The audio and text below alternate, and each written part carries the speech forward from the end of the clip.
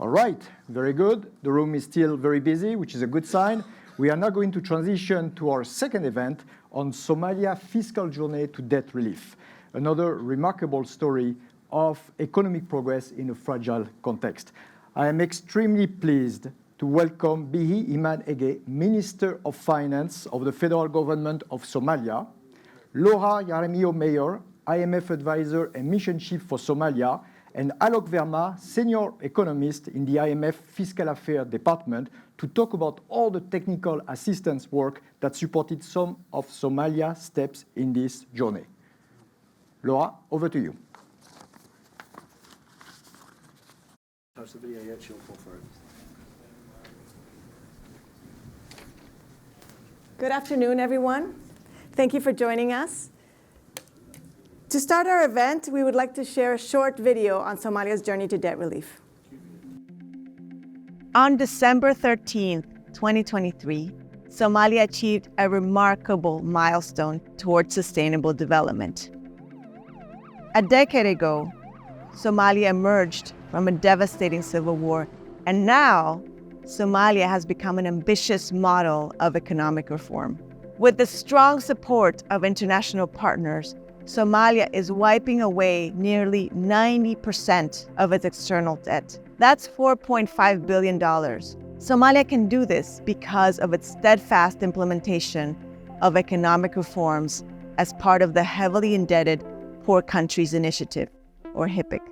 HIPC was specifically designed to help countries like Somalia reduce their debt burdens to sustainable levels and focus their spending on improving the quality of life of Somalis through poverty reduction efforts and building stronger institutions. And this will be a tremendous achievement.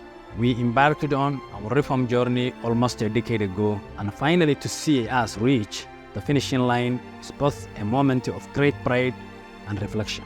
Achieving this milestone required years of sustained reform momentum. Somalia implemented close to 90 key reforms in its engagement with the IMF since 2016. And we at the IMF have been supporting Somalia through policy advice, financing, and capacity development support with the sponsorship of the Somalia Country Fund. After 2 decades of conflict and instability, Somalia is working hard to rebuild state institutions, and the country has made remarkable progress in reforming key institutions that are essential to macroeconomic stability. One of the most notable achievements is the progress made by the Central Bank of Somalia, which transformed itself from primarily a bank for the government to become a modern policy-oriented institution. Somalia has seen an important increase in domestic revenues and social spending. The government went from spending an average of $8 per person to $48 in just 10 years. This means more social benefits, better education, and more opportunities for Somalis. Social spending on essential basic public services like education remains a government priority. This is why we have recruited 3,000 teachers, and we are committed to recruiting even more in the 2024 budget. And the results are already visible on the ground. 10 sano marka waxay ka mid tahay 10kii sano ugu dambeeyay ee soo kabashada dalka uu ku jiray. Markaas waxbarashadan waxay ka mid tahay waxyaabaha la soo kabday ama horumarka sameeyay intii 10 sano lagu jiray. There's still a long way to go, and Somalia's achievements under HIPC demonstrate that it can deliver on reforms to improve resilience, boost inclusive growth, and promote social development. And the IMF is here to help for this generation of Somalis and for the future.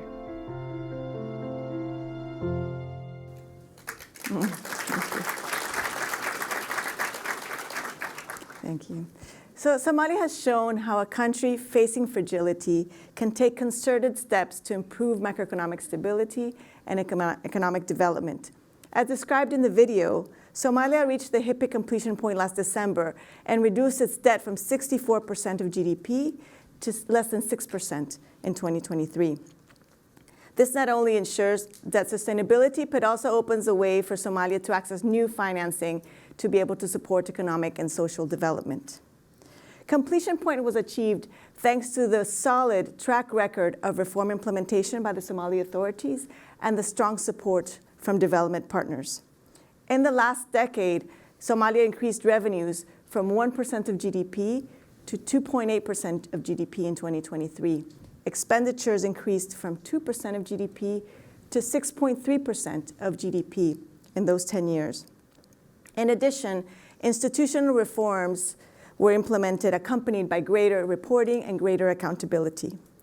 The key elements that contributed to Somalia's success are first and foremost the strong ownership by the Somali authorities of the reform agenda, the careful prioritization and sequencing of reforms taking into account capacity constraints, the very close integration of that reform agenda with capacity development support, and finally, the close coordination with other development partners, in particular the World Bank.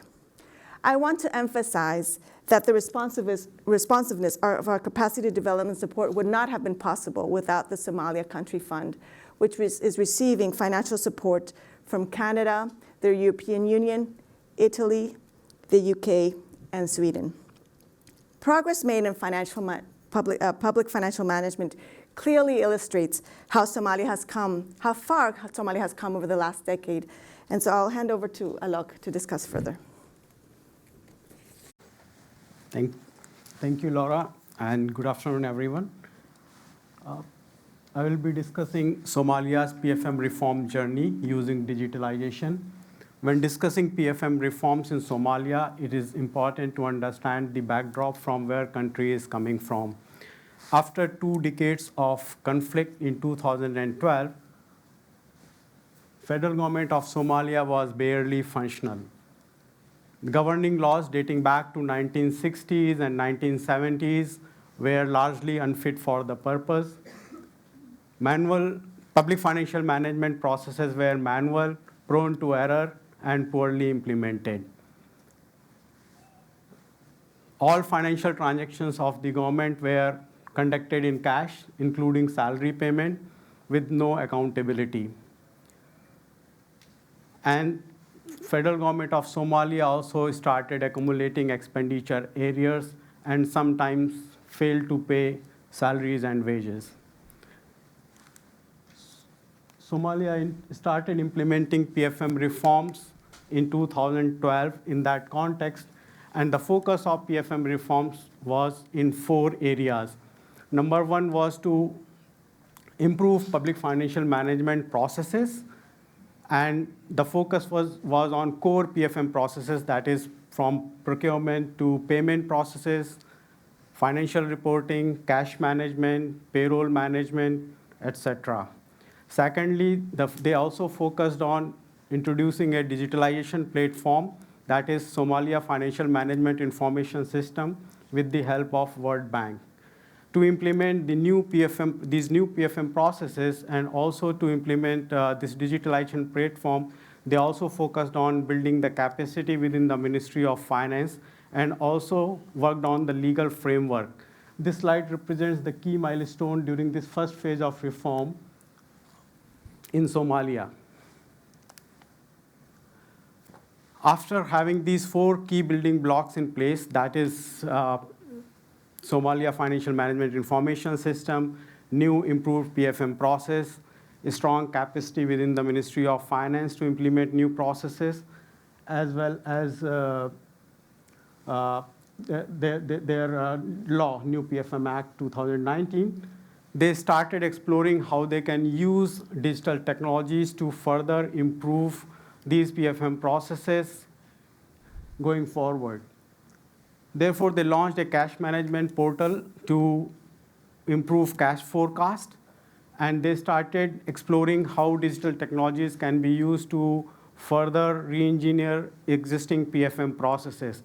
And again, the focus was on the same core PFM processes, that is procurement to payment, cash management, payroll, etc. So they launched an invoice tracking system, which now enables them to track all vendor invoices from the time these invoices are basically received in the line ministries till the time these invoices are paid in the Accountant General's office. They also launched an automatic bank reconciliation module, which reduced their bank reconciliation timing from a few weeks to a couple of minutes. And they also now exploring how they can use artificial intelligence in improving their cash management practices. With the support of Fiscal Affairs Department, they're exploring a few models to use the bank statements data to forecast cash inflows in the future. And few models are very promising, having accuracy of more than 90%. Authorities are also committed to introduce digital signatures to move to paperless PFM processes in the future. Therefore, with sustained PFM CD support from Fiscal Affairs Department, Somalia has leapfrogged its PFM reforms from complete manual PFM process to more advanced re-engineered paperless but predominantly digitized PFM processes. Examples of re-engineered PFM processes are Invoice Tracking System and bank reconciliation. Electronic payments represents paperless PFM processes. And if they can implement AI-based cash inflow forecasting, that will also represent how they can basically transform their existing PFM processes going forward. And this is all is possible with the also support from the Fiscal Affairs Department along with other donors partner to provide them very calibrated and tailored CD fitting to their country context. And thanks to Somalia Country Fund, FAD has also fielded around 45 CD activities in a decade. This slide represents a few key enabling factors which helped country to leapfrog in PFM processes. Underlying sustained PFM reforms are a few very high-level factors. That is very strong commitment and ownership from the authorities, strong partner coordination, capacity development, and program integration. However, I would also like to highlight a few enabling factors which allowed them to use digital technologies to leapfrog. And these are use of cloud computing along with SFMIS basically help them to adopt an agile approach to implement PFM reforms. Cloud computing also helped them to focus more on PFM reforms rather than putting in infrastructure and managing IT infrastructure to implement these reforms. And they also leverage digital technologies to re-engineer their PFM processes, I explained earlier.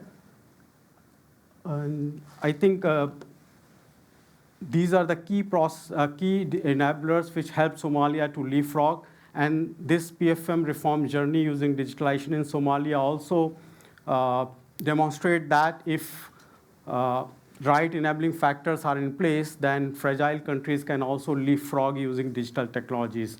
And we look forward to continuing supporting Somalia in their PFM reform journey. I think that's all from my side. I will pass on the floor to the minister, and after that we may have a few questions.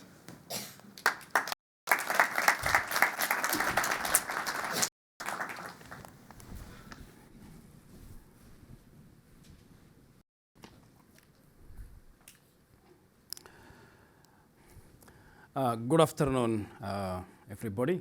I am very pleased to join you today to participate in this crucial discussion. Everything has been presented here when it comes to the fiscal reforms that has been, that Somalia has undergone over the last decade. I'll just try to briefly highlight on some of the key aspects that has been presented already. Capacity development has been central to Somalia's successful implementation of the economic reform program to achieve relief. I want to thank the IMF, World Bank, African Development Bank, and all our international partners to supporting this bilaterally and multilaterally. I also want to express my gratitude to the wonderful IMF team over the years who have worked and continue to work with us today. I thank you. In Somalia, we say, qof wax ku siiya waad heshaa, laakiin qof kula taliya ma heshid, which literally translates into someone who advises you and supports you to achieve empowering goals is a real friend. So after nearly 3 decades of conflict and civil strife, we were left with out-of-date laws, systems, and processes which do not serve our economic reform aspirations. True, we paid salaries in cash. It was also true we had no credible budgeting process. It was also true that our revenues were very impossible to predict, collect, and accurately forecast in our budget. The operations of the central bank were also error-prone and redundant. Essentially, the basic functions of the Somali financial institutions were dysfunctional just a decade ago.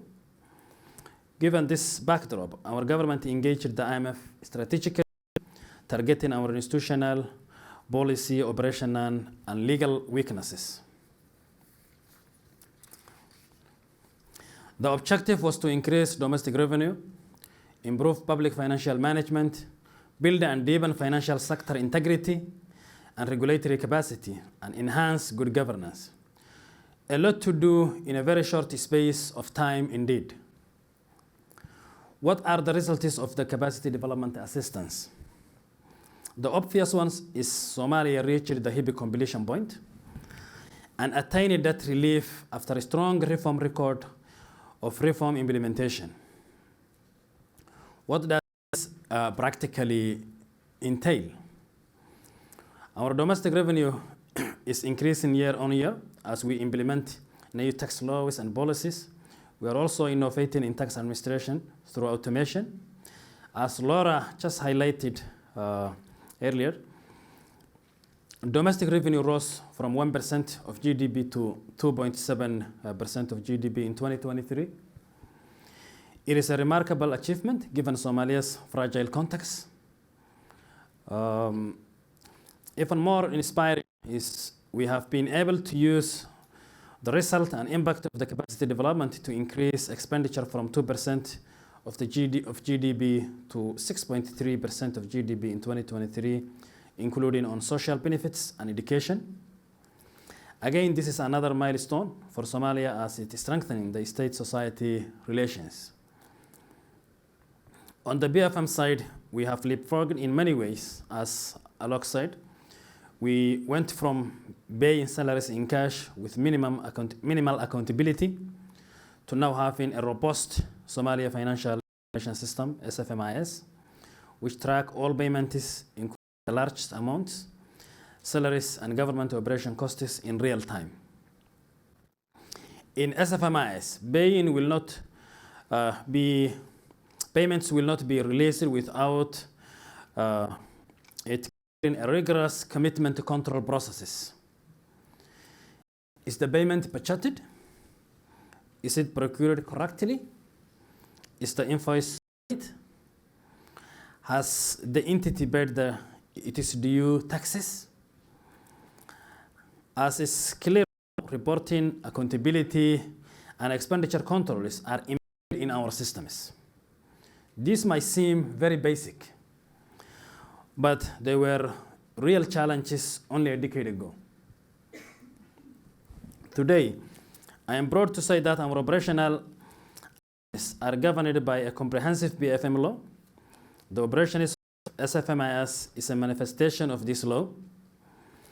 A real result from this rules-based approach is that we have no accumulated arrears on our expenditure owing to strong controls in place and also a fiscal discipline that has been engendered over the past decade. This was one of the key benchmarks that got us to the HIPC completion point on the 10th December 2023.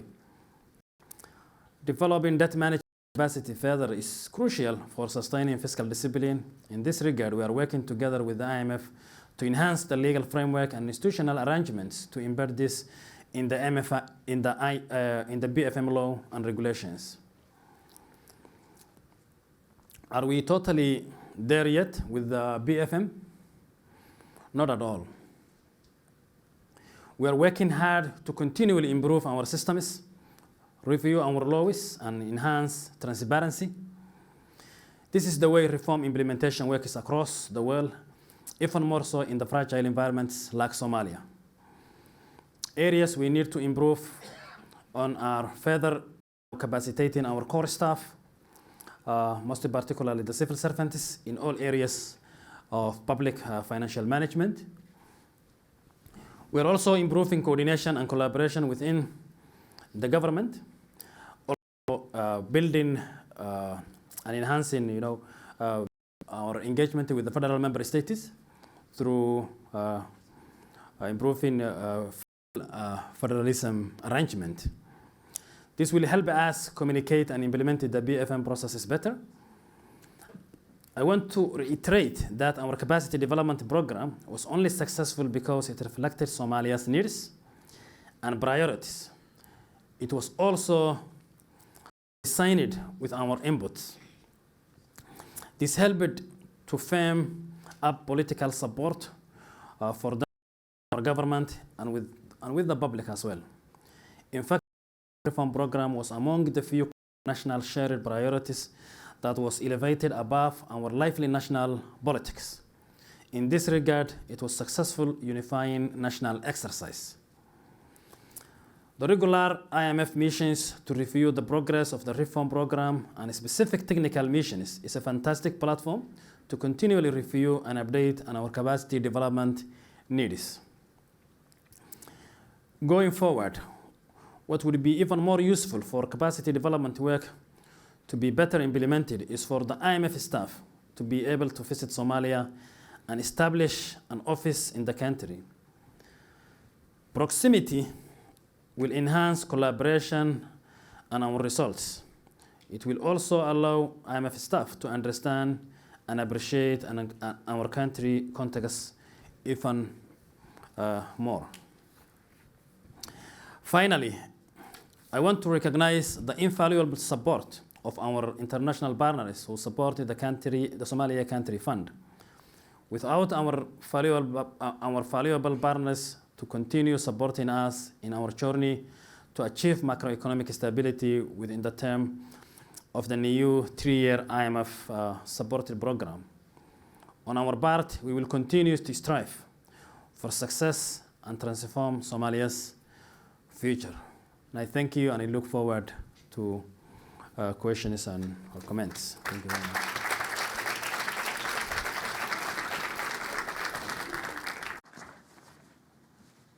All right, I understand that we don't have any more time for Q&A sessions, so I guess most of your questions will have to be addressed on a bilateral basis. I want to really thank Minister for your leadership.